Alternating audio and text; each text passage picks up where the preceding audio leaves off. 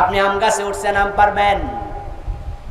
এক দুইটা ডালা বাইয়ে ওঠার পরে ওখানে একটা পিঁপড়া বাসা ছিল, গর্ত করে পিঁপড়া আম গাছের গর্তে থাকে। যখনই আপনি উঠলেন গাছে, লাল লাল 10-15টা পিঁপড়া আপনার পা বেয়ে উঠতে শুরু করলো। একটা দুইটা তিনটা কামড়ও মারলো। আপনি যদি ওই পিঁপড়ার কামড় থেকে নিজেকে বাঁচাতে চান, তাহলে আপনি মাইক্রোস্কোপ দিয়া টেলিস্কোপ দিয়া কে কামড়াইছে খুঁজে খুঁজে বাইর কইরা মারবেন, ঠিক না? যখনই পিঁপড়া গুলা গায়ে উঠবে, দুই একটা কামড় দেওয়ার সাথে সাথে আপনি দিবেন ডলা, যেটি এখনো কামড়ায় নাই ওইগুলো। আল্লাহ বলেন সবাই জালেম হবে না, কিন্তু জালেমরা যখন জুলুম করে, সীমা লঙ্ঘন করলে গজব আসবে। তাই তোমরা যারা ভালো আছো চুপ থাকবে না, জালেমদের বিরুদ্ধে তোমাদের প্রতিবাদ করা লাগবে।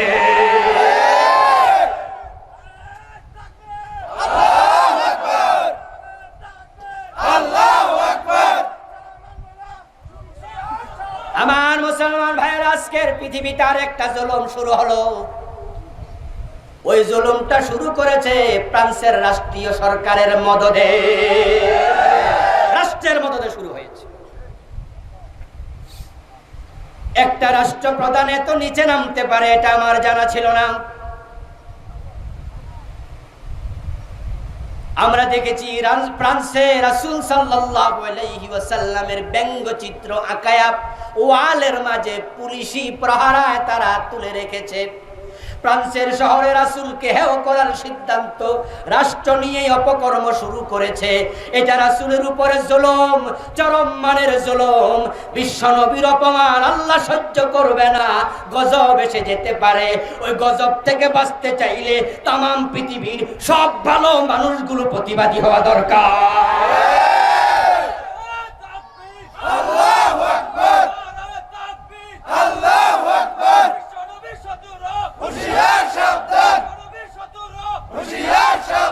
আমার ভাইয়েরা,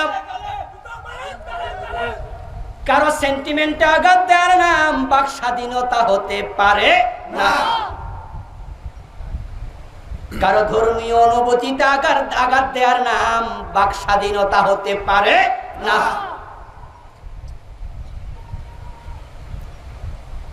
নবী মুহাম্মদ আপনার কাছে যদি বিশ্বাস না হয়, আপনি মানবেন না। আপনাকে কেউ তো জোর করে মানাতে যায় নাই। আপনার ভালো লাগে না, আপনি মানবেন না। কিন্তু অন্যের ভালো লাগার মাঝে আঘাত দেওয়ার কোনো অধিকার আপনার থাকবে না, অধিকার নাই।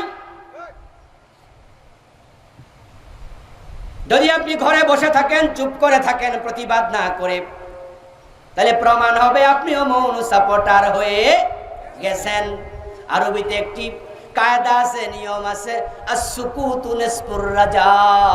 যদি কেউ চুপ থাকে, বাংলায় প্রবাদ আছে, মৌনতা সম্মতির লক্ষণ। ঠিক। আজকে আরেক গজবের ভূমিকা ফ্রান্স তৈরি করেছে। রাসূল সাল্লাল্লাহু আলাইহি ওয়াসাল্লামকে ব্যঙ্গচিত্র এঁকে হেয় করা যাবে না, ছোট করা যাবে না। কারণ রাসূলের ইজ্জতের নিরাপত্তার দায়িত্ব নিয়েছেন স্বয়ং আল্লাহ। তিনি কোরআন মাজিদে বলেছেন, ওয়ারাফানা লাকা যিকরাক। ও নবী, আপনার সম্মান, আপনার নামের মর্যাদা আমি আল্লাহ উপরে তুলে দিয়েছি। রাসূল সাল্লাল্লাহু আলাইহি ওয়াসাল্লামের ব্যঙ্গচিত্র আঁকার কারণে তামাম পৃথিবীর মুসলমান প্রতিবাদী হয়ে রাস্তায় নেমেছে। পৃথিবীতে এখনো কোটি কোটি মুসলমান আছে, তার প্রমাণ পাওয়া যাচ্ছে। আমরা বাংলায়রা বাংলার রাস্তায় নেমে প্রতিবাদ করছি, পাকিস্তান করতেছে, তুরস্ক করতেছে, এইভাবে তামাম দুনিয়ার মুসলমান প্রতিবাদী হয়ে রাস্তায় নেমেছে। যদি আমরা প্রতিবাদ বন্ধ করে দেই, আল্লাহর নবীর সম্মান সামান্য কমবে না। তবে প্রতিবাদ না করার কারণে গজব আসলে কেউ বাঁচতে পারবেন না।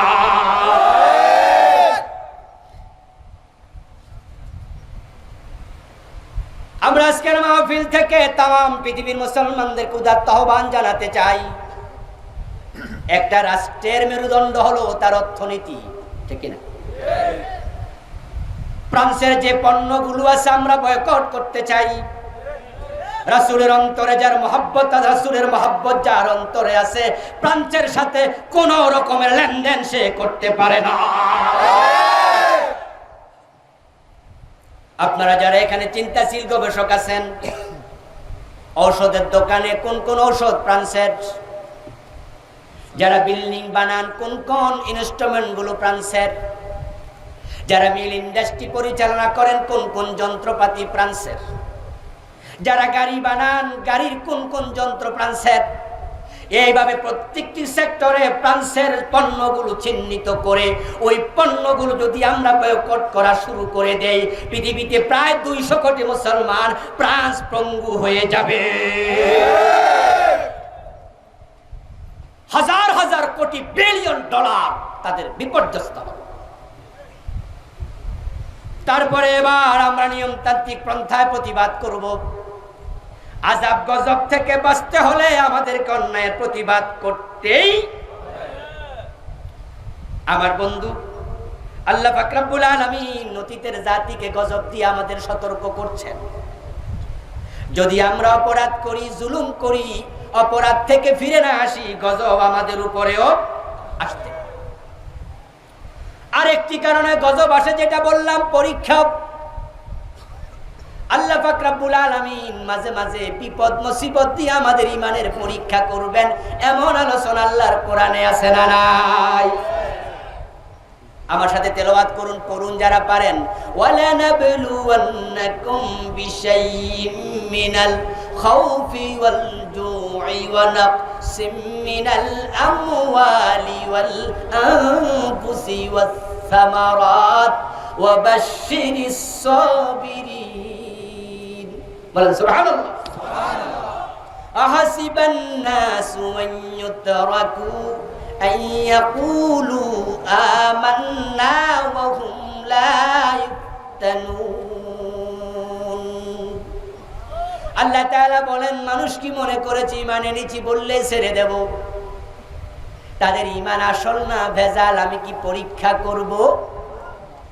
ওয়ালা নাবলুওয়ান্নাকুম, অবশ্যই আমি তোমাদের পরীক্ষা করব। কে বলছেন? কি দিয়ে পরীক্ষা করবেন? এবার বলছেন বিশাইইম মিনাল খাউফ, আমি ভয় দিয়ে পরীক্ষা করব। ওয়াল জু, ক্ষুধা দিয়ে পরীক্ষা করব।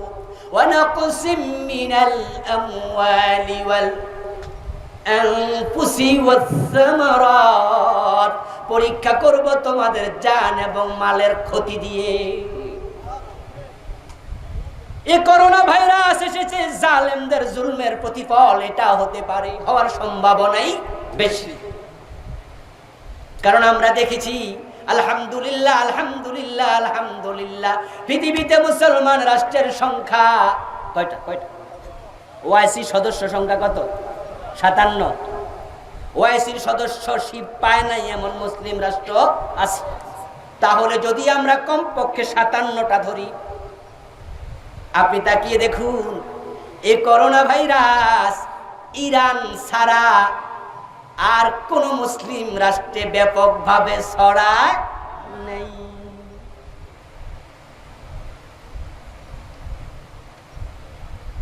করোনা ভাইরাস এসেছে, মুসলমানদেরকে টাচ করেছে, কিন্তু মেচাকার করে নাই। বাংলাদেশের দিকে তাকান, আমরা গরিব রাষ্ট্র, সরকার লকডাউন দেয়। ওই যখন চরম ভাবে লকডাউন চলছিল, আমার বাসাটাও কাউরান বাজারের পাশে। আমি কাউরান বাজারে মাঝে মাঝে খরচার জন্য যাইয়া দেখতাম, কাঁচামালের আড়তে কোনো লকডাউন নাই। রিক্সাওয়ালা গুলো লকডাউন মানতেছে না, হুজুর পেটে ভাত নাই, যদি বাহির হই করোনা ধরবো, ঘরে থাকলে না খেয়ে মরবো, তো না খেয়ে ধুকে ধুকে মরবো কেমনে? তাই তো আমরা গরিব বাহিরে চলে আসছি। দিনমজুর করোনার লকডাউন মানে না, ঠেলাওয়ালা মানে না, এত মানুষ বস্তিতে থাকে, মাথায় মাথায় একসাথে থাকে, এত সতর্কই জাতি, সতর্কতা বোঝে না। দেখলাম সোশ্যাল মিডিয়ায় সাংবাদিক একজন মহিলাকে প্রশ্ন করছে, এই মহিলা, তোমার মাস্ক কই? মহিলা কয়, মাস্ক কেন? করোনা হইব। আমি পান খাই, পান খাইলে করোনা হয় না? আপনারা দেখছিলেন? এই মহিলার কথাটাকে আমি সাপোর্ট করি না, সতর্কতার কথা ইসলামে আছে না নাই? কিন্তু মহিলা অসতর্ক, বুঝেই না। বরং বন্ধু মাস্ক মুখে দেয়া, অনেকে মনে করে নিঃশ্বাস বন্ধ হয়ে যাব। পুলিশে পিটাইয়া মাস্ক পরাতে পারে না। 18 কোটি মানুষের দেশ, এক একটা গাড়ির মাঝে লোকাল বাসে মানুষ ধরবে 30 জন, ওঠে 70 জন, ঠিক না বেঠিক? বস্তিগুলোতে গেলে করোনা কারে কহেরা মনে শুনে নাই। দূরত্ব মানে না, স্বাস্থ্যবিধি মানে না, হ্যান্ড স্যানিটাইজার মানে না, মাস্ক মানে না। তারপরও এখনো বাংলাদেশে 5-7 হাজারের বেশি মরে নাই। হেফাজত করেছেন কে?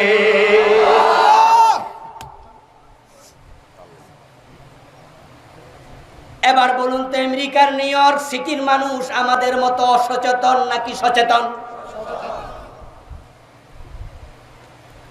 সেখানে যেত মেসাকার, সবাই গ্লোভস পরেছে, হ্যান্ড স্যানিটাইজার ব্যবহার করেছে, মাস্ক পরেছে, আরো কত সতর্কতা ইতালিতে চলছে। ফ্রান্সে আজকেও 1000-এর কাছে মারা গেল, 900-র উপরে আজকের এই দিনে।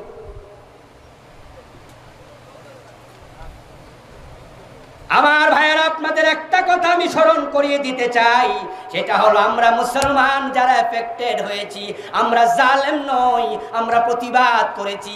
জালেমদের কারণে গজব এসে গেছে, তারাও মাঝে মাঝে এফেক্টেড হয়ে যাচ্ছে। এটা আল্লাহর পক্ষ থেকে আমাদের জন্য পরীক্ষা।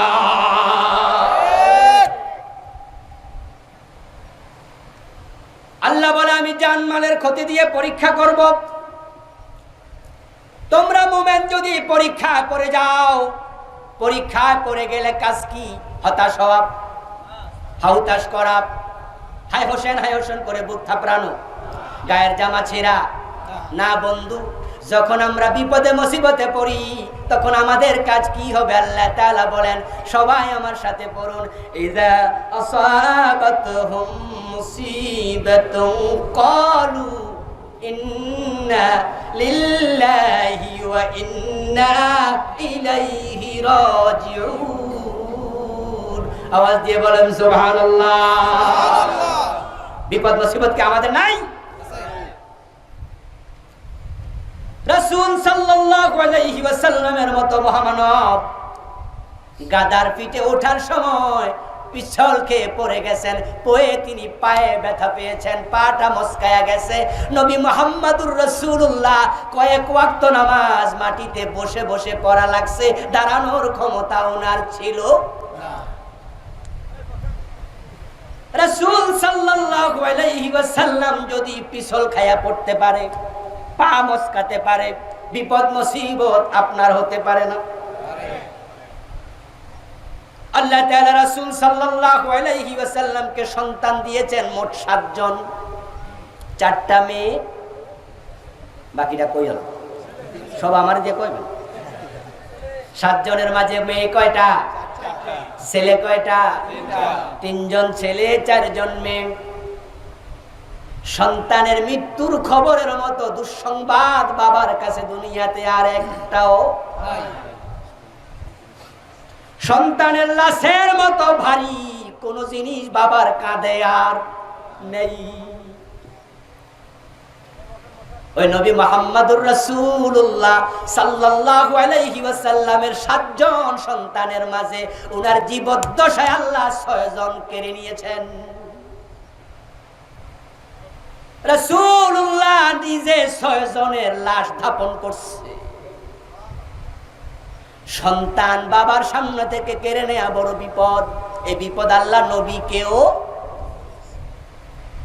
বিপদ মুসিবত আসবে, হাউতাশ করবেন না, আল্লাহকে গালি দেবেন না।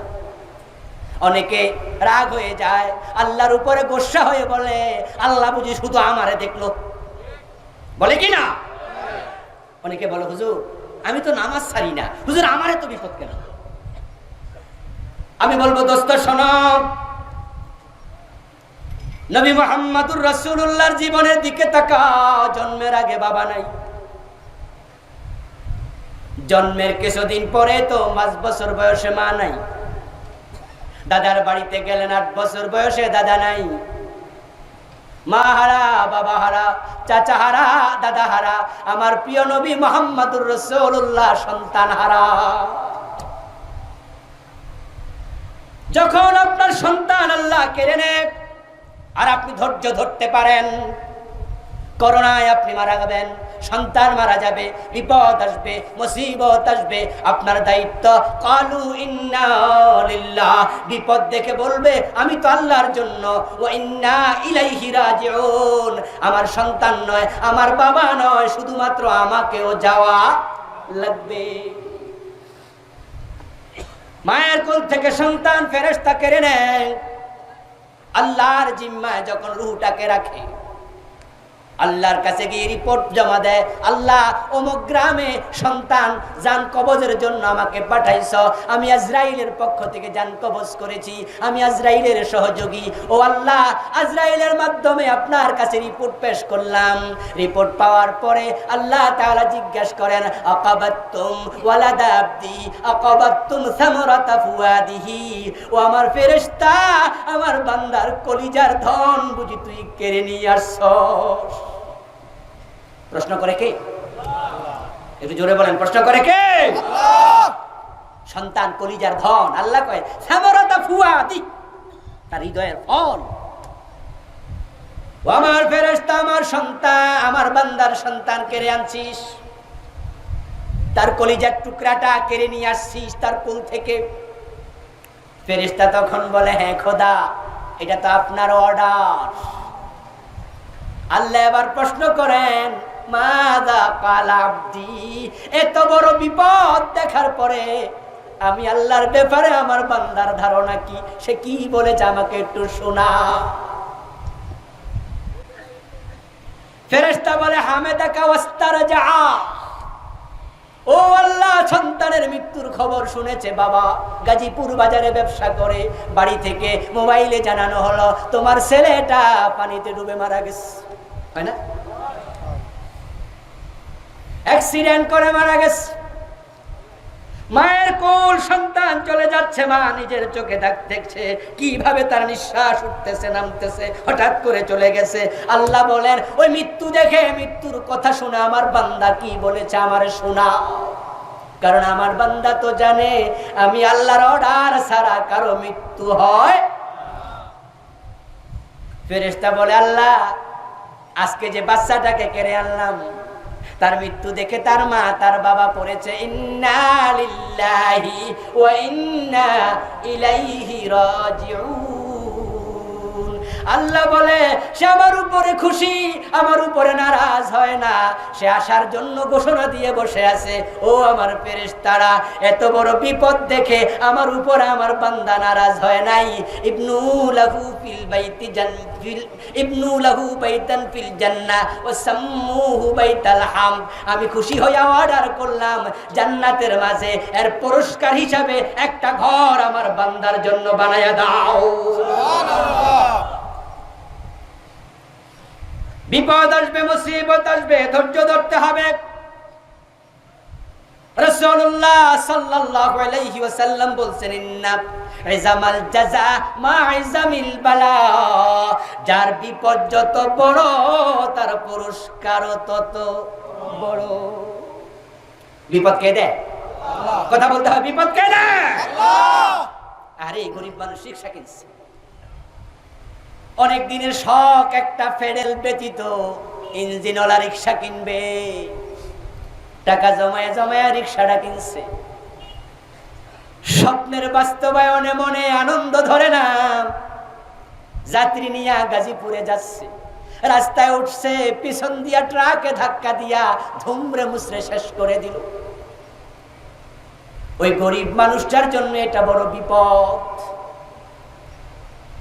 লাখ লাখ টাকা খরচ করে দোকানটা সাজাইছেন, লাখ লাখ টাকার মাল তুলেছেন, কারেন্টের শর্ট সার্কিট থেকে আগুন লেগে দোকান পুরাটা জ্বলে পুড়ে ছাই, এমন ঘটনা ঘটে কিনা? ঘটে না? এই যে বিপদ আসলো, আপনার কাজ কি? আপনার কাজ হলো ধৈর্য ধরা। যদি ধৈর্য ধরতে পারেন, রাসূলের শিখানো দোয়া শিখবেন, আল্লাহর শিখানো দোয়া ইন্না লিল্লাহি ওয়া ইন্না ইলাইহি রাজিউন, বিশ্বনবীর শিখানো দোয়া আছে, রাসূলুল্লাহ সাল্লাল্লাহু আলাইহি ওয়াসাল্লাম ওই দোয়া শিখিয়েছেন। সেই দোয়াটা হলো আল্লাহুম্মা আজিরনি ফি মুসিবাতি ওয়া খুলুফলি খায়রাম মিনহা, রাওয়াহুল বুখারী। ছোট্ট দোয়া, ফজিলত অনেক বেশি।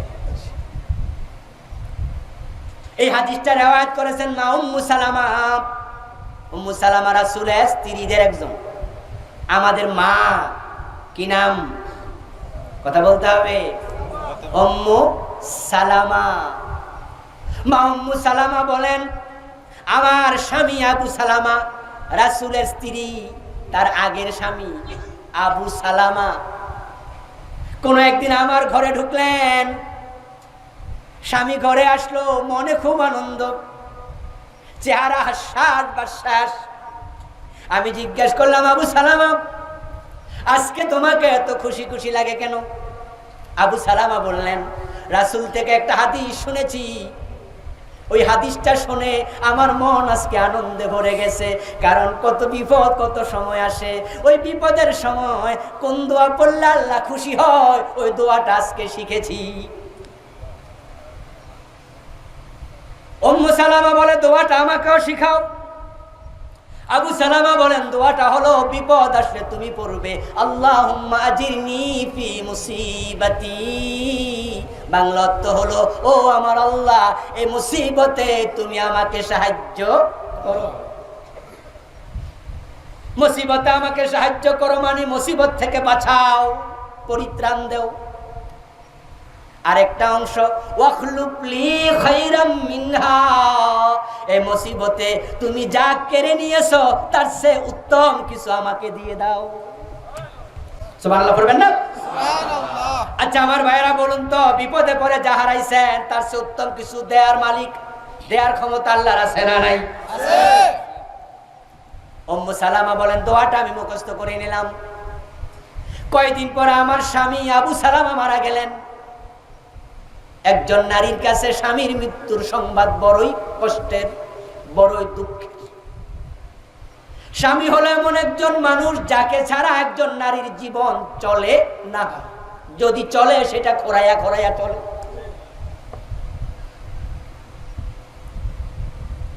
একজন নারীকে যদি আপনি 10 জন 12 জন আত্মীয়ের নাম বলেন, আপনার ছেলে, আপনার মেয়ে, ওই নারীর স্বামী, ওই নারীর বাবা, ওই নারীর মা, ওই নারীর ভাই, ওই নারীর বোন, এইভাবে 10-12 জন আত্মীয়ের তালিকা দিলেন। তালিকা দেওয়ার পরে আপনি যদি আবার তার হাতে কলম দেন, কলম দিয়ে বলেন, আমি আপনাকে বলি এই 12 জন আত্মীয় থেকে একজনকে আপনার কাটতে হবে, ক্রস দিতে হবে, বাদ দিতে হবে, আপনি বাদ দেন। নারী বলবে, সন্তানকে বাদ দিয়ে চলবে না, মা বাবাও লাগবে। ঠিক আছে, এখানে তালিকার মাঝে মামা না থাকলেও চলে। কথা বোঝেন? 11 নম্বর এবার বলা হলো 11 জন থেকে একজন বাদ দেন। তাকায়া দেখে বলবে, চাচা না হলেও 9 নম্বর বাদ দেন, 8 নম্বর বাদ দেন, 7 নম্বর বাদ দেন, 6 নম্বর বাদ দেন, 3 নম্বর বাদ দেন। এভাবে বাদ দিতে দিতে নিজের সন্তানের কাছে আসবে 3 নম্বরে সন্তান, 2 নম্বরে স্বামী, লাস্টে উনি নিজে। এবার বললে, এখান থেকে কাকে বাদ দিলে চলবে, স্বামী না সন্তান? ও দুজন থেকে একজন বেছে নেন, কাকে নিয়ে চলবেন। যদিও কলিজা কষ্ট, সন্তানকে কেমনে বাদ দেই, কিন্তু যদি বলা হয় কাটতেই হবে, বাদ দিতেই হবে, বেছে নেন। নারী অনেক কষ্টের সাথে সন্তানের নাম কাটবে, স্বামীর নামটা কাটবে না, কারণ স্বামী ছাড়া নারীর জীবন চলে।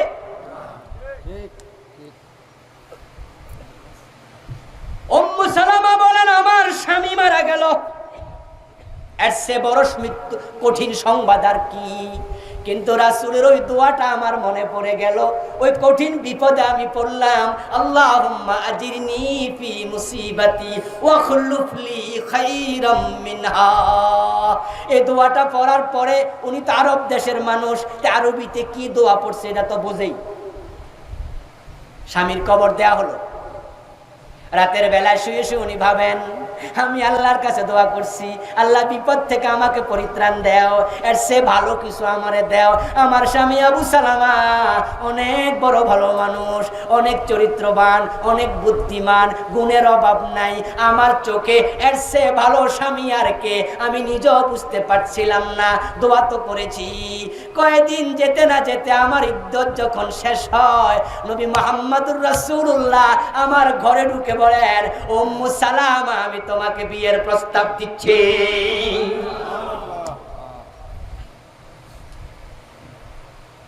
উম্মু সালামা বলেন, আমি অবাক হয়ে গেলাম, ওই দোয়া আল্লাহ কিভাবে কবুল করলেন। আমি বলেছি, আমার স্বামী আবু সালামার চেয়ে আরো ভালো কিছু দাও। আমি তো তখন বুঝে শুনে দোয়াটাও করি নাই, শিখছি তাই করছি। কিন্তু আল্লাহ দোয়ার মূল্য কত দেয়, নবী মুহাম্মদকে স্বামী বানায় আমার ঘরে পাঠিয়ে দিল। এই জন্য বিপদ মুসিবতে পড়লে আল্লাহর কাছে দোয়া করা দরকার আছে না নাই?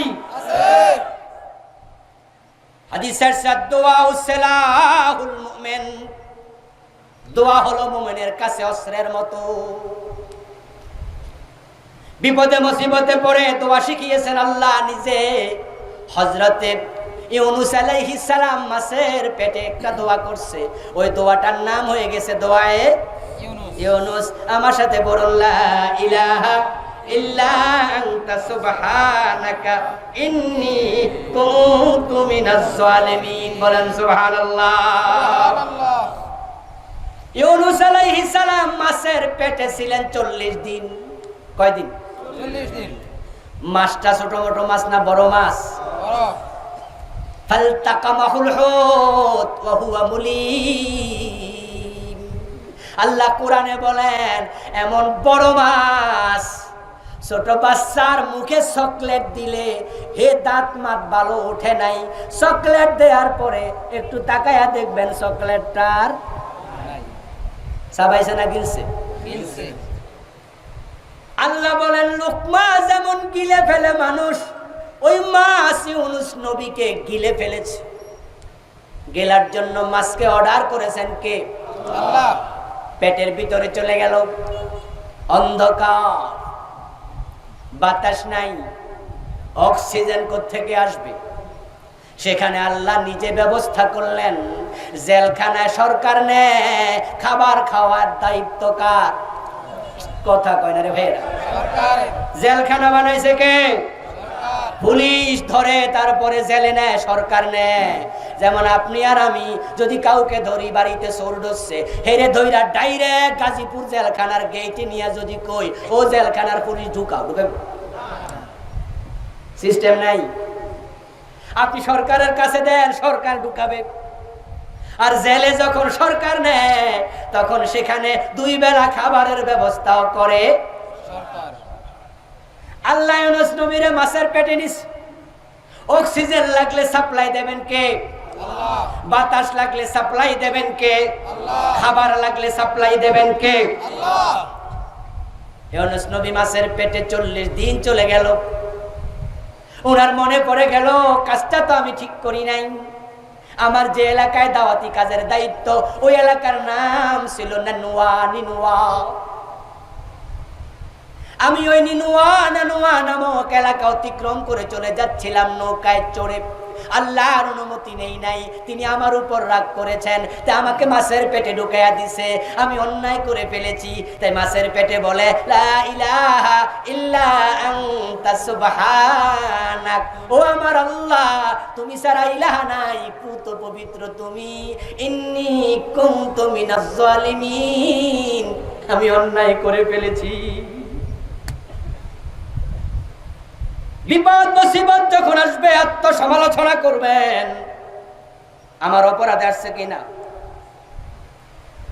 আমার ছেলেটা অ্যাক্সিডেন্ট করলো কেন, সে তো নিষ্পাপ, আমার মেয়েটা অ্যাক্সিডেন্ট করলো কেন, ব্যবসাটা লস হলো কেন, আত্মসমালোচনা করবেন।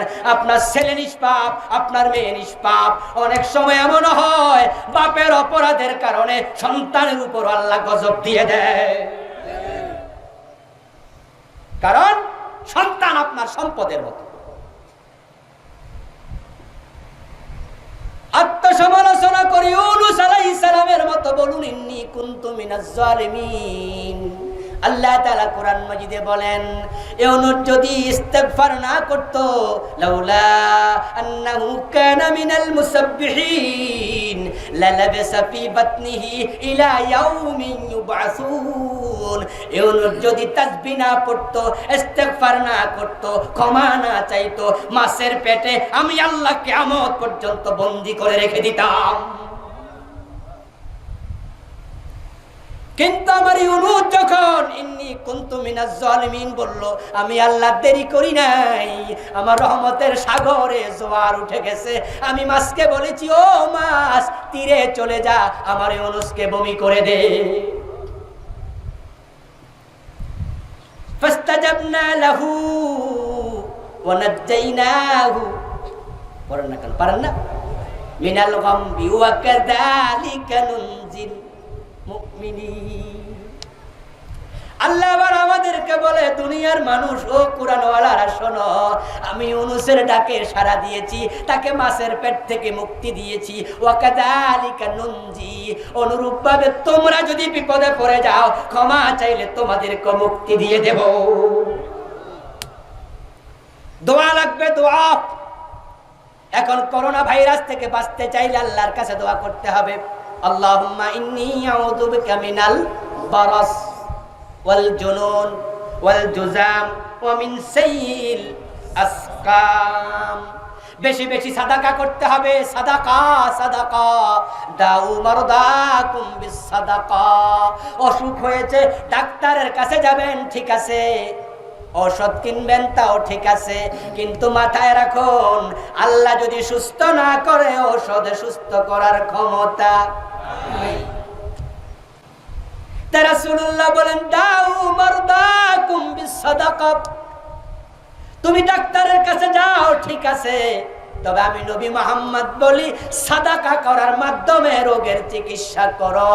তোমার রব চাইলে ঔষধ ছাড়া অসুস্থ করতে পারে।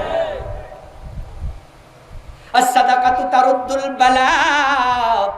সাদাকার ক্ষমতা এত বেশি, বিপদ এসেছে, আপনি গরিবকে টাকা দিয়ে দেন, ওই সাদাকা ওই বিপদটাকে ফিরিয়ে দেয়।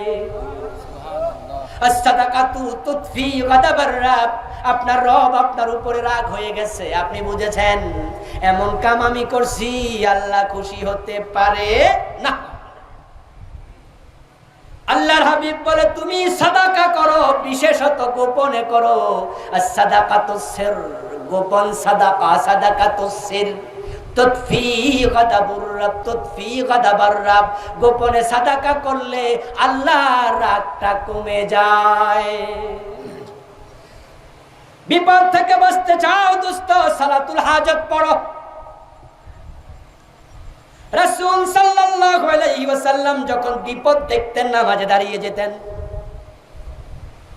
আমাদের দেশের লোকেরা কেউ কেউ আছে, বিপদ মুসিবতে পড়লে মাজারে সিন্নি মানত করে, আছে না নাই? মাজারে গরু মানত করে। মাজারে যেও না দোস্ত, রবের কাছে যাও।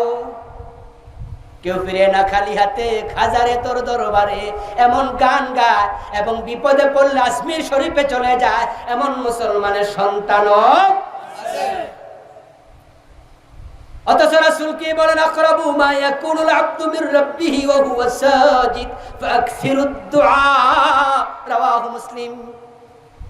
আল্লাহর হাবিব বলে, বান্দা যখন সিজদা যায়, সে তার আল্লাহর কাছে চলে যায়। ফাকসিরুদ দুআ, সিজদায় গিয়া মনের যত দোয়া আছে সব উপস্থাপন করো। মেয়ে বিয়ে হয় না, ছেলে বিদেশ যেতে পারে না, চাকরি হয় না, ব্যবসায় উন্নতি হয় না। ঋণ আছে লাখ টাকা, পালিয়ে যেতে মন চায়, ঋণ দিতে পারো না। 10 নেমেছে ব্যবসা বাণিজ্যে, কোথায় যাবে বুঝে উঠতে পারো না। রোগটা সারে না, কত ওষুধ খাইলা কাজে আসে না। আমি তোমাকে বলি দোস্ত, তাহাজ্জুদের সময় সিজদায় চলে যাও। ওয়াস্তাইনু বিস-সাবরি ওয়াস-সালাহ।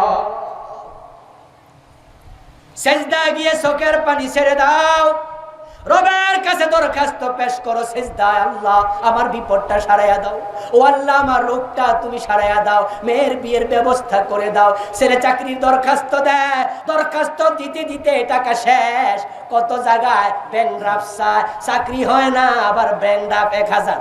এর চেয়ে বড় জুলুম আর কি? এখানেও কলেজের প্রিন্সিপাল আছেন, কলেজের শিক্ষক আছেন, গভর্নিং বডির সভাপতি আছেন, সেক্রেটারি আছেন, মাদ্রাসার গভর্নিং বডির লোকেরা আছেন। আপনারা যে দরখাস্তের টাকা চান, আপনাদের বোঝা উচিত যার কাছে টাকা চাই তার তো চাকরিটাই নাই।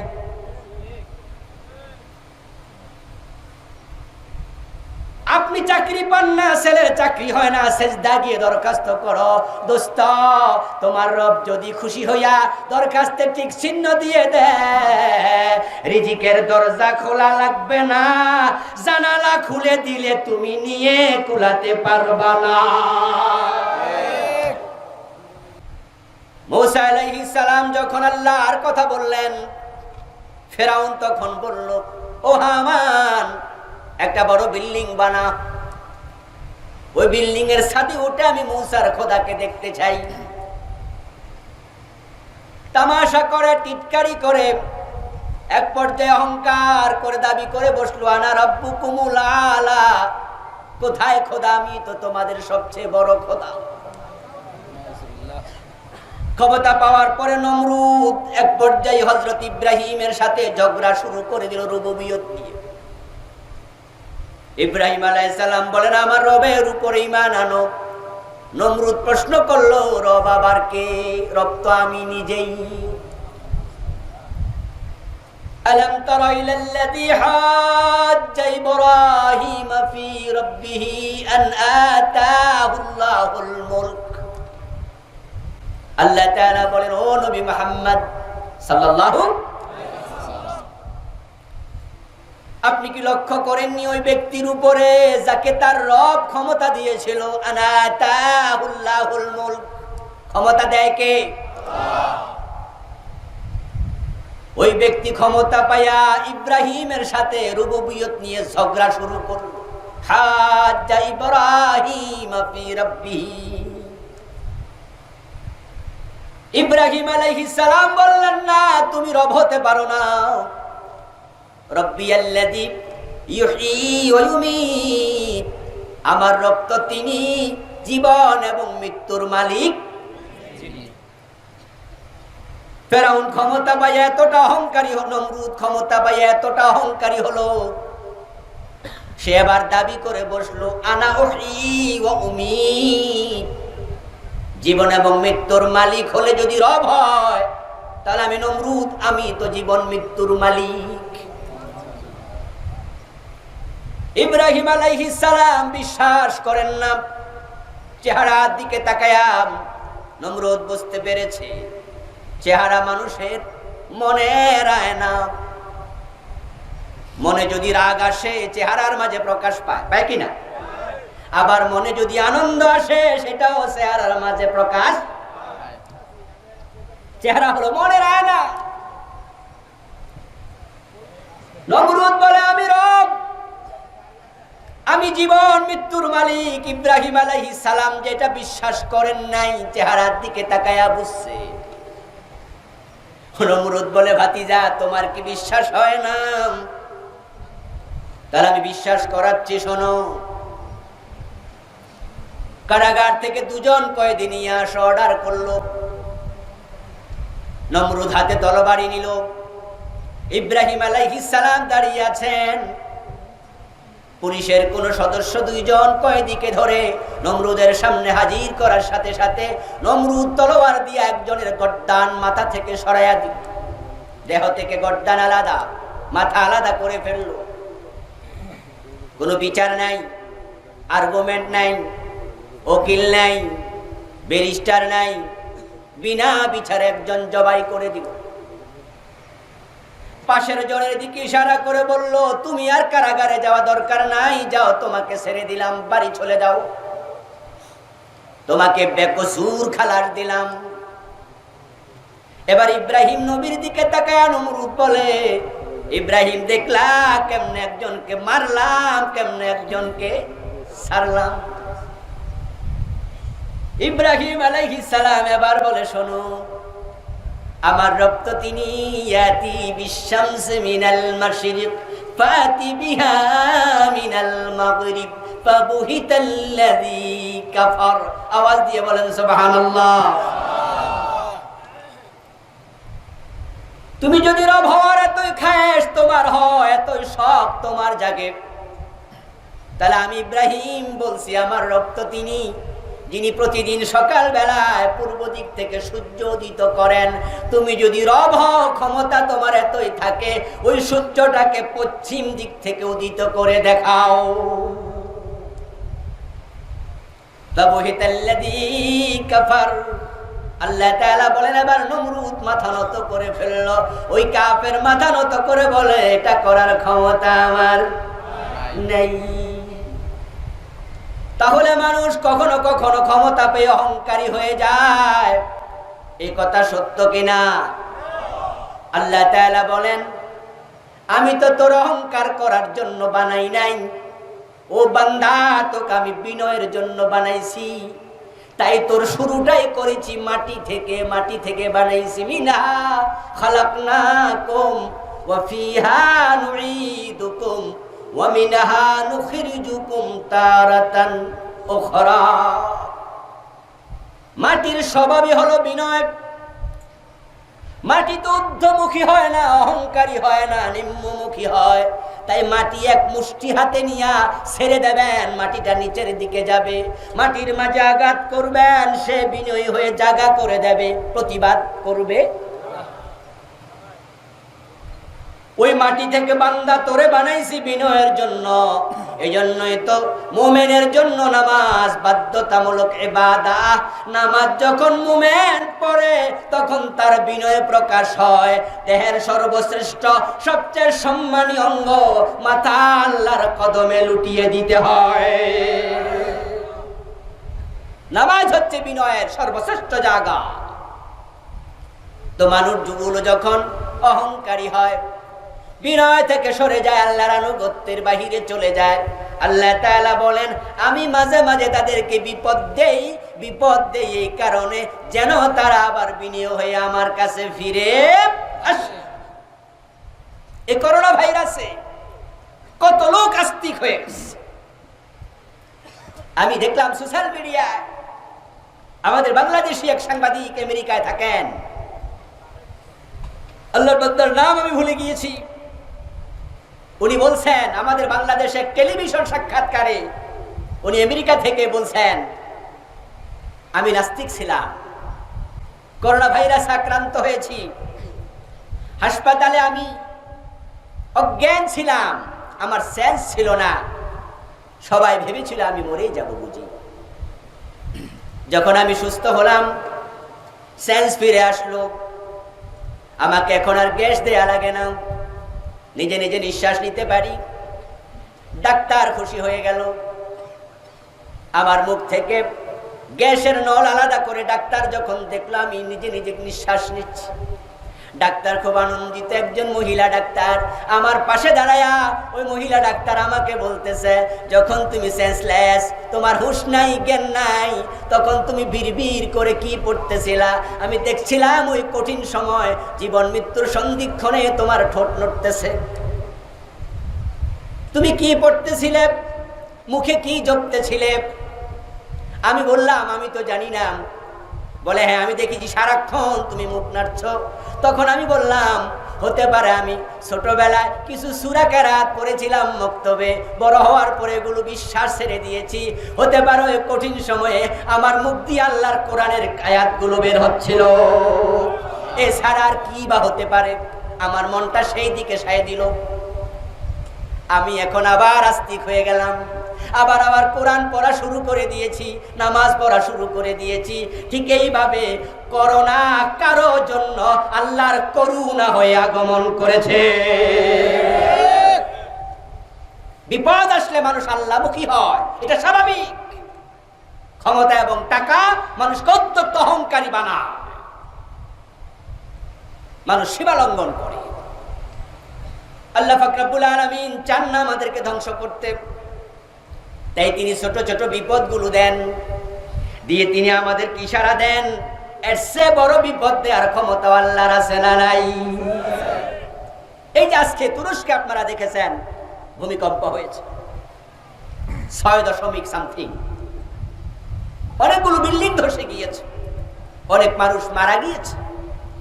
এই জাতীয় ভূমিকম্প বাংলাদেশও মাঝে মাঝে, কথা বলেন না, হয় কিনা? হয়। ভূমিকম্প, ভূমি মানে কি? জমিন। যেখানে বসে আছেন, কম্প মানে নড়াচড়া করা, ভূমিকম্প মানে জমিন নড়ে। এই জমিন নাড়ায়া জমিনের মালিক আমাদেরকে বুঝায়। তোমরা যে বলো জমিন আমার, এটা কার? আমার। ওটা কার? আমার। বাড়ি কার? আমার। গাড়ি কার? আমার। মানুষ ইশারা দিয়ে কয় চোখে যতটুকু দেখা যায় ওই পরিমাণ জমি আমার। আল্লাহ জমিন নাড়ায়া বুঝায় জমিন তোর না, তোর যদি হতো তুই নাড়া দেখি, তুই তো সামান্য জমিনও নাড়াতে পারবি না। জমিনের মালিক আমি আল্লাহ, তা চাইলে পুরা জমিনকে একসাথে নাড়ায়া দিতে পারি।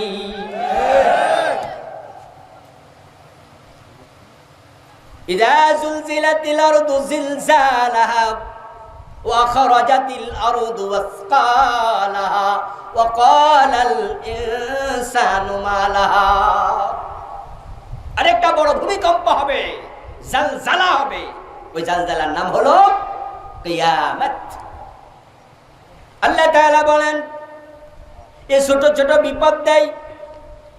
করোনা ভাইরাস এসেছে, আমেরিকাতে এমন দিনও গেছে একদিনে 1800, 1900, 2022 একদিনে মারা গেছে। শুধু নিউ ইয়র্ক সিটিতে 2000-এর উপরে একদিনে নাই, এমন দিন কি যায় নাই? পৃথিবীতে মানুষের সংখ্যা এখন প্রায় 800 কোটি। এই পর্যন্ত মারা গেল 4 লাখের বেশি। আমার বন্ধুগণ বলুন তো, আল্লাহ তাআলা যদি চাইতেন শুধু করোনা ভাইরাস দিয়া একদিনে 4 লাখ মারার ক্ষমতা আল্লাহর আছে না নাই?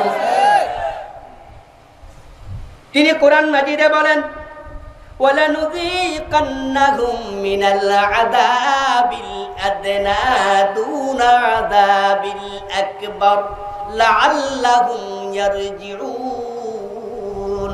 আমি তাদেরকে মাঝে মাঝে ছোটখাটো বিপদ দেই, বড় বড় বিপদ দেই না।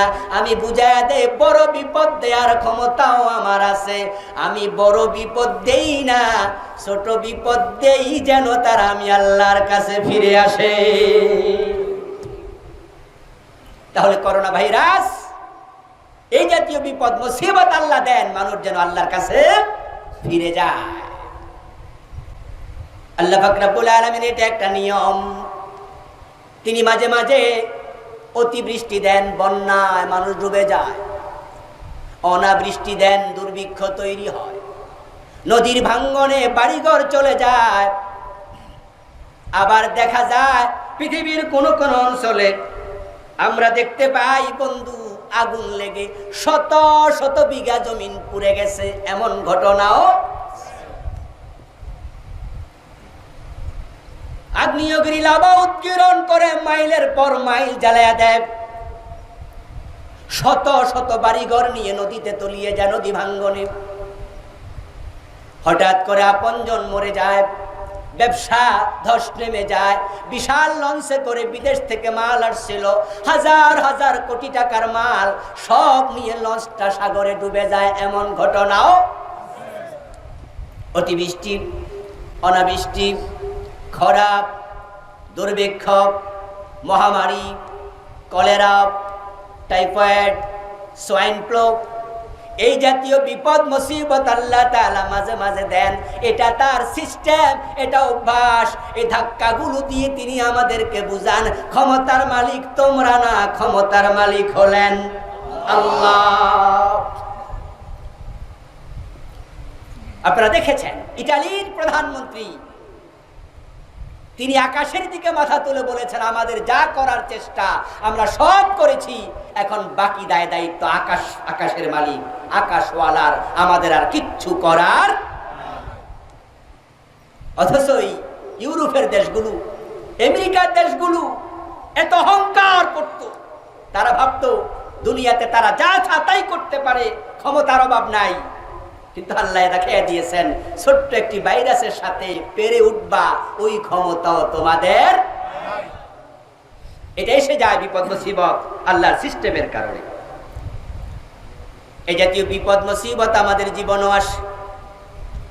আপনাদের জেনে রাখা লাগবে একটা বিপদ আল্লাহর অনুমতি ছাড়া আসে না।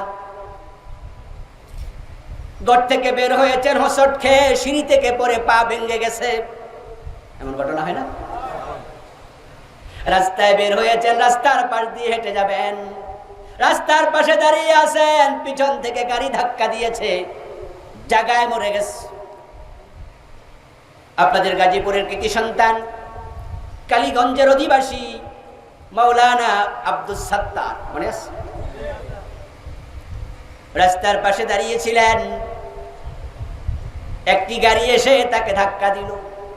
কয়েকদিন হাসপাতালে ছিলেন, তারপর ইন্তেকাল করলেন। প্রিয় ভাই মাওলানা, নাকি ভুল বলেছিলাম? আব্দুস সাত্তার হোসাইনি বন্ধু মানুষ, আমাদের হান্নান ভাইয়ের প্রিয়জন, আমারও প্রিয়জন। আজকে হাজারো জনতাকে নিয়ে আল্লাহর কাছে দোয়া করি, আল্লাহ আমার প্রিয় ভাই আব্দুস সাত্তারকে জান্নাতের মেহমান বানায়া দাও। রাস্তার পাশে দাঁড়িয়ে আছেন, গাড়ি চাপা দিয়েছে, উনি চলে গেলেন, হোঁচটকে পরে পা ভেঙে ফেললেন। আমার ভাই আরো কত বিপদ হয়, ঘরে গ্যাস সিলিন্ডার বিস্ফোরণ, 5-7জন আগুনে দগ্ধ হয়ে গেছে, এমন ঘটনাও। আল্লাহ পাক রব্বুল আলামিন বলছেন মা সাবা মিন মুসিবাতিন ইল্লা বিইذনিল্লাহ। ও দুনিয়ার মানুষ শোনো, আল্লাহর অনুমতি ছাড়া কোনো বিপদ আসে না। এইজন্য যে বিপদ এসেছে আপনাকে বুঝে নিতে হবে এটা আল্লাহ লিখেছেন জমিন বানানোর আগে। এই বিপদটা নিজে নিজে আসে না, আসার ক্ষমতা তার নাই, এসেছে আল্লাহর অনুমতি নিয়ে। এখন আপনাকে ব্যাখ্যা করতে হবে বিপদটা আসলো কেন। এখানে দুটি কারণ, একটা হতে পারে আপনার জন্য পরীক্ষা, অথবা হতে পারে আপনার কৃতকর্মের ফলাফল। এটা আল্লাহর গজব। কথা বোঝেন?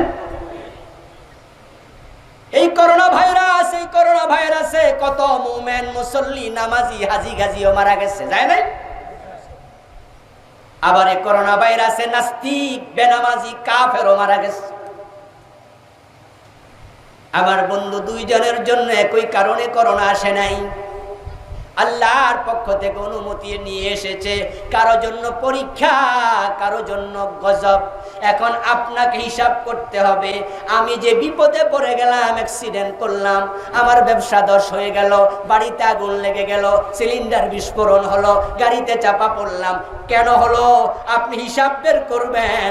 যদি দেখেন অপরাধী, তাহলে আপনার উচিত এই বিপদ দেখে অপরাধ ছেড়ে দিয়ে আল্লাহর কাছে ফিরে আসা।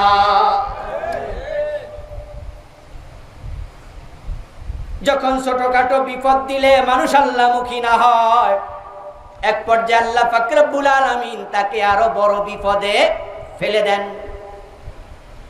এটা আল্লাহর সিদ্ধান্ত। বিপদ আসার দ্বিতীয় কারণ হবে আমরা এই জমিনে বিপদ আসার মতো পরিবেশ নিজেরাই তৈরি করছি।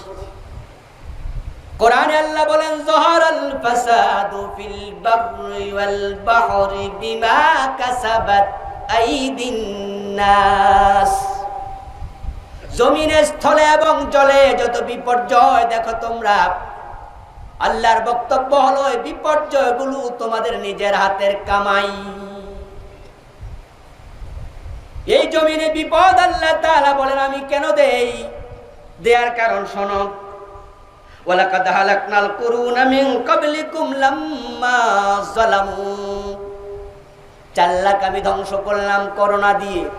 তোমরা যদি তাওবা করে ফিরে না আসো, অপরাধ কমায়া না দাও, জুলুম করতে থাকো, 4 লাখের জায়গায় 4 কোটি, 4 কোটির জায়গায় 10 কোটি, 100 কোটি, 200 কোটি, আমি আল্লাহ যদি চাই এই করোনা দিয়া 800 কোটি মানুষকে মারার ক্ষমতা আল্লাহর আছে না নাই? বাঁচার কোনো সুযোগ থাকবে না যদি আল্লাহ চান। আমাদের বাংলাদেশের কত ক্ষমতাওয়ালারাই করোনায় মারা গেছে, মারা যায় নাই? আমাদের বর্তমান মন্ত্রী, সাবেক মন্ত্রী, বাংলাদেশের বর্তমানে সবচেয়ে ধনী পরিবার এস আলম গ্রুপ, নাম শুনেছেন? অনেকগুলো ব্যাংক তাদের নিয়ন্ত্রণে, সবচেয়ে বড় ব্যবসায়ী প্রতিষ্ঠান এস আলম গ্রুপের কর্ণধার, ওনাদের পরিবারের একজন ভাই করোনা আক্রান্ত হলেন। চাইলেই একটা এয়ার অ্যাম্বুলেন্স নিয়ে যেই কোনো সময় পৃথিবীর বড় যে কোনো হাসপাতালে যাওয়ার ক্ষমতা অর্থনৈতিকভাবে তাদের ছিল, কিন্তু এমন সময় আক্রান্ত হয়েছে তামাম পৃথিবী, লকডাউন, কোথাও যাওয়ার সুযোগটাও নাই।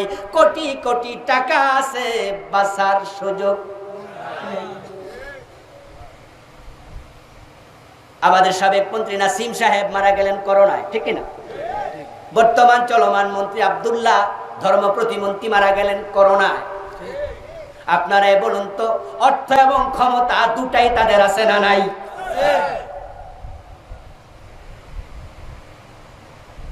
আমেরিকার প্রেসিডেন্ট ডোনাল্ড ট্রাম্প করোনা আক্রান্ত হয়েছে।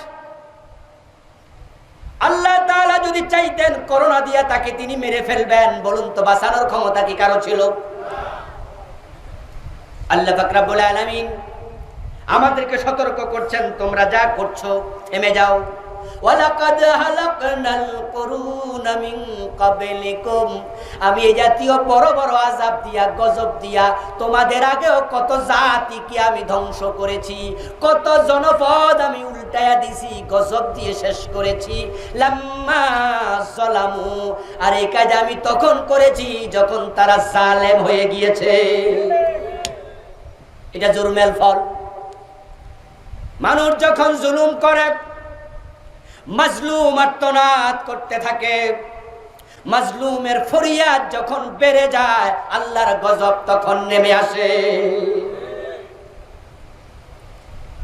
ওয়াত্তাকু ফিতনাতাল লা তুসিবান্নাল্লাযীনা যালামু মিনকুম খাসসা। এবার আপনারা যারা জুলুম করেন নাই, ভালো মানুষ আক্রান্ত হয়েছেন, আপনার আত্মীয় আক্রান্ত হয়েছে, ভালো মানুষ, জালেম না। প্রশ্ন হতে পারে, হুজুর উনি তো ভালো, উনি আক্রান্ত কেন হলেন? আল্লাহ কোরআনে জবাব দেয়, জালেমদের জুলমের কারণে যখন গজব আসে তখন ভালো মানুষ আক্রান্ত হয়ে যায়।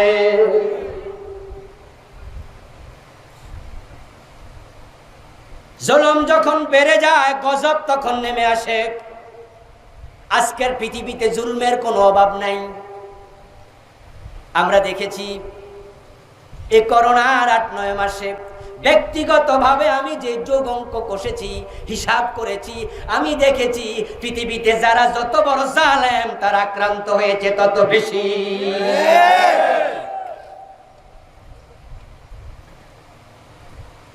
আমার বন্ধু, এই পর্যন্ত আমেরিকাতে মানুষ মারা গেল 1 লাখের বেশি, 2 লাখের বেশি না, 2 লাখের বেশি। কিন্তু হিরোশিমা, নাগাসাকি, জাপানের ওই 2টি শহরে আমেরিকা এট এ টাইম বোমা ফেলেছিল। সেদিন একসাথে তো আরো কত আল্লাহর বান্দাকে তারা হত্যা করেছে, কত মানুষ বিকলাঙ্গ হয়েছে, কত মানুষ ঘর বাড়ি হারিয়েছে। একটা মানুষ যদি কাফের হয়, তার উপর জুলুম করলে, বদদোয়া দিলে কাফেরের বদদোয়া কবুল হয়ে যায়।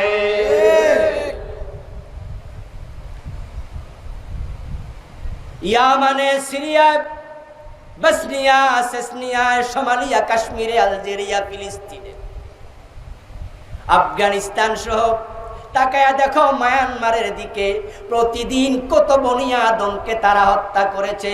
এই মানুষগুলো মানুষকে মানুষ মনে করে নাই, তারা কচুর মতো কেটেছে, পাখির মতো গুলি করেছে, বম্বিং করে হত্যা করেছে।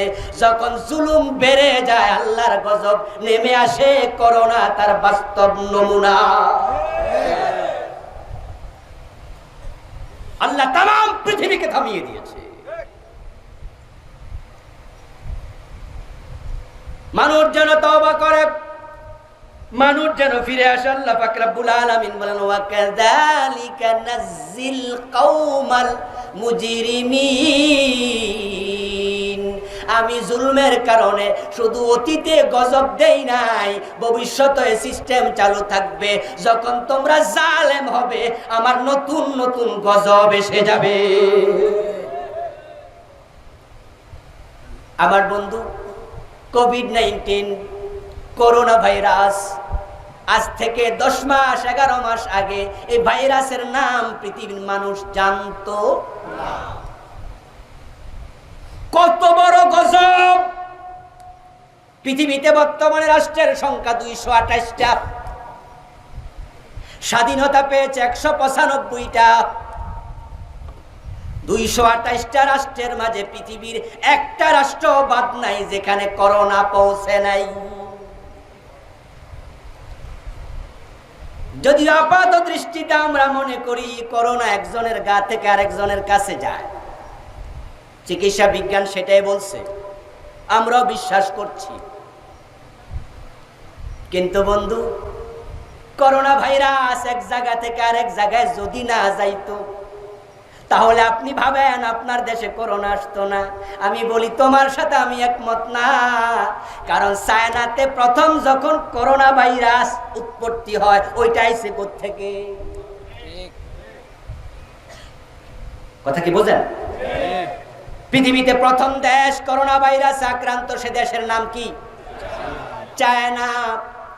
তো চায়না থেকে বাংলাদেশে আসছে, বাংলাদেশ থেকে মায়ানমার গেছে, মায়ানমার থেকে আরেক দেশে গেছে, কিন্তু চায়নারটা কোত্থেকে আসছে? আল্লাহ পাক রব্বুল আলামিন পৃথিবীর 228 দেশকে একসাথে আক্রান্ত করলেন, কাউকে মুক্তি দিলেন না। তামাম পৃথিবীর মানুষগুলো অপরাধের সাথে মিশে গেছে। কেউ সরাসরি জালেম, কেউ সরাসরি জালেম নয়, জালেমের সাহায্যকারী। কেউ জালেমের সাহায্যকারী নয়, জালেমের সমর্থক। কেউ সমর্থন করে না, তবে চুপ থেকে মৌন সমর্থন করছে। আবার একদল আল্লাহর বান্দা আছে যারা জুলুমের প্রতিবাদ করছে, তবে ওই প্রতিবাদীর সংখ্যা বড়ই কমে গেছে।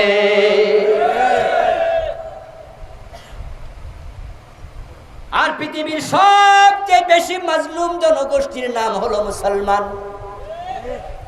মুসলমানদের মতো মাজলুম জাতি পৃথিবীতে আর নাই।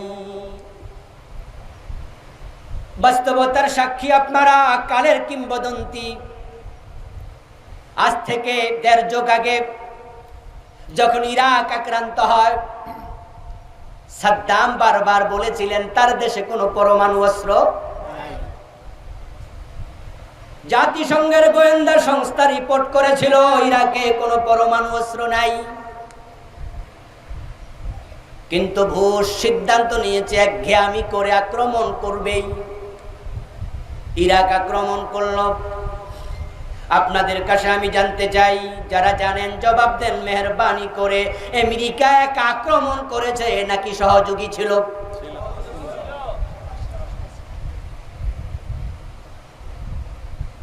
এই যে আমি এখানে বসে আছি, আমরা প্রোগ্রাম করতেছি কোন জায়গায় কোন জায়গায়, কোন মাহফিল, কোন মাঠে। আমার বন্ধু স্যাটেলাইট থেকে এটা দেখা যায় না? কথা বলেন, দেখা যায় কিনা? গাড়িতে ওঠার পরে আপনার সামনের রাস্তা কোন দিকে বাঁক নিয়েছে, কোন দিকে কয়টা রাস্তা ঢুকছে, গাড়ির মাঝে বসে যদি আপনি জিপিএস চালু করে দেন, আজ থেকে এখান থেকে 5 মাইল পরে রাস্তা কোন দিকে গেছে এখানে বসে সেটাও দেখা যায়। আমি এখান থেকে যাব নারায়ণগঞ্জ, নারায়ণগঞ্জ যে জায়গায় যাব, যেই বাজারে নামবো, এখানে বসে যদি আমি জিপিএস চালু করে দেই, ওই জায়গাটা লিখে দেই, ওই জায়গাটার রাস্তা সব দেখা যায়, কত কিলোমিটার সেটা দেখা যায়। যেই গাড়িতে বসেছি ওই গাড়ি কত কিলোমিটার গতিবেগে চলছে সেটা দেখা যায়। ঢাকা পার হওয়ার পরে কোন জায়গায় জ্যাম আছে কথা বলেন না কেন? দেখা যায়নি? কোন জায়গায় রাস্তা জ্যাম পড়ে আছে, লাল দাগ ওঠে, সবুজ দাগ ওঠে, হলুদ দাগ ওঠে, মানে জ্যাম কিছু কম, ওইটা হলো একটু হলুদ। জ্যাম নাই সবুজ, জ্যাম আছে লাল। কয়েক কিলোমিটার জ্যাম, সবটা যদি দেখা যাইতে পারে। আজকের যদি আমেরিকা, ওই ব্রিটিশের লোকেরা, তারা সব কিছু জিপিএস দিয়া, মহাকাশ থেকে স্যাটেলাইট দিয়া বের করে ফেলতে পারে, তাহলে ওসামা বিন লাদেন ইরাকে আছে না নাই, আফগানিস্তানে আছে না নাই, পরমাণু অস্ত্র আছে না নাই, ওটা বুঝি তারা বোঝে না। সাদ্দাম বারবার বলেছে তার দেশে পরমাণু অস্ত্র নাই। আফগানিস্তান বারবার বলেছে তার দেশে ওসামা বিন লাদেন নাই। কিন্তু আমেরিকা ছাড়লো না, লাখ লাখ বনি আদমকে হত্যা করেছে। আমার বাবা যদি মারা যায় কারো হাতে, যদি আমি অ্যাকশন নিতেও না পারি, আমার মনের বদদুয়া আল্লাহর কাছে জমা হয়ে যায়। واتق دعوة المظلوم فإنه ليس بينها وبين الله حجاب। বিশ্বনবী বলেন, সহিহ বুখারীর riwayat, মাজলুমের বদদুয়া থেকে বেঁচে থাকো, মাজলুমের বদদুয়া এবং আল্লাহর মাঝে কোনো পর্দা থাকে না।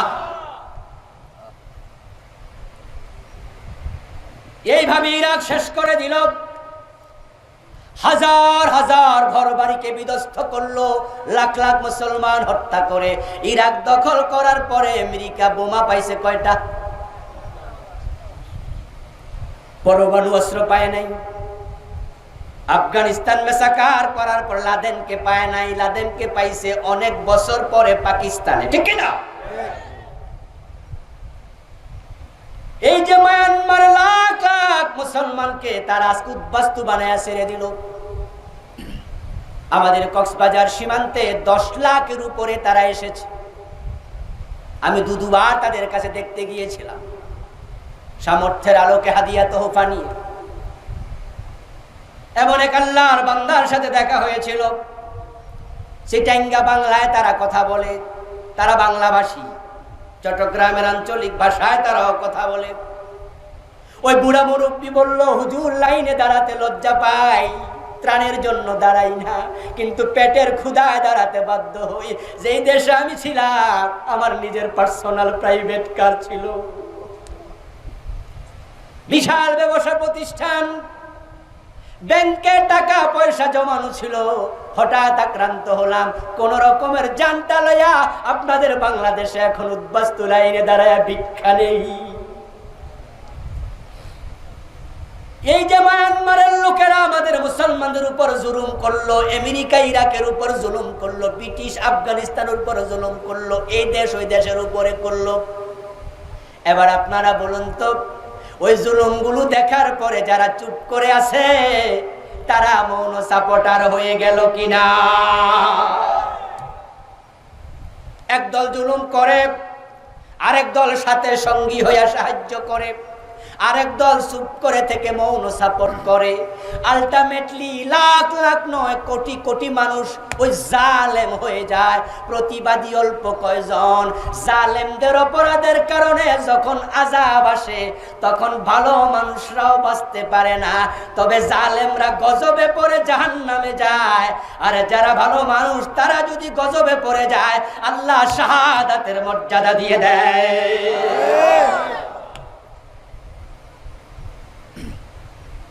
মা আয়েশা সিদ্দিকা রাদিয়াল্লাহু তাআলা আনহা বলছেন, রাসূলুল্লাহ সাল্লাল্লাহু আলাইহি ওয়াসাল্লামকে এই জাতীয় আযাব গজবের ব্যাপারে প্রশ্ন করা হলো। আল্লাহর হাবিব বলছেন, আত-তাউন রিজসুন ওয়া বাকিয়াতুম মিন আযাবিন উযযিবা বিহি কওমুন ক্বাবলাকুম। এটা হলো গজব, আযাব, অতীতের জাতিদেরকে আল্লাহ আযাব দিয়া শায়েস্তা করছে। যদি তোমরা সোজা না হও ওই আযাব তোমাদের উপরেও আসবে। লূত আলাইহিস সালামের জাতি যখন সীমা লঙ্ঘন করেছে, জুলুম দুপ্রকার, একটা নিজের নফসের উপরে আর একটা অন্যের উপরে। আদম আলাইহিস সালাম যখন জান্নাতে নিষিদ্ধ গাছের ফল ভক্ষণ করলেন, তখন তিনি দোয়া করলেন, রব্বানা যালামনা আনফুসানা ওয়া ইল্লাম তাগফির লানা ওয়া তারহামনা লানাকুনান্না মিনাল খাসিরিন। বাংলা অর্থ হলো, হে আল্লাহ, আমি নফসের উপরে জুলুম করেছি। জুলুম করলে গজব আসে। ওই জুলুম দুই প্রকার, নফসের উপরে অথবা অন্যের উপরে। লূত আলাইহিস সালামের জাতি ছেলে ছেলে বিয়ে করত, মানে ছেলে ছেলে সমকামিতা করত।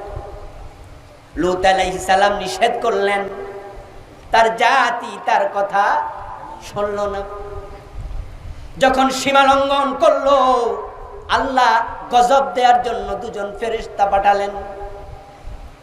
ওই দুজন ফেরেশতা ওনার বাড়িতে বিকাল বেলায় ঢুকলো। না দোষ নো দোষ, একেবারে তাগড়া যুবক, এখনো পূর্ণ যৌবনে পা রাখিনি, মোষ উঠেছে, দাড়ি ওঠেনি, চেহারা বড় সুন্দর। লূত আলাইহিস সালামের বাড়িতে এসেছে। ওই জালেম মানুষগুলো, আমাদের দেশের বখাটে ছেলেরা সুন্দরী মেয়ে দেখলে যেমন পিছু নেয়, লূত আলাইহিস সালামের জাতির ওই জালেমগুলো ওই যুবকদের পিছু। লূত আলাইহিস সালাম বললেন, মেহমানদের সম্মান করো, অপমান করো না।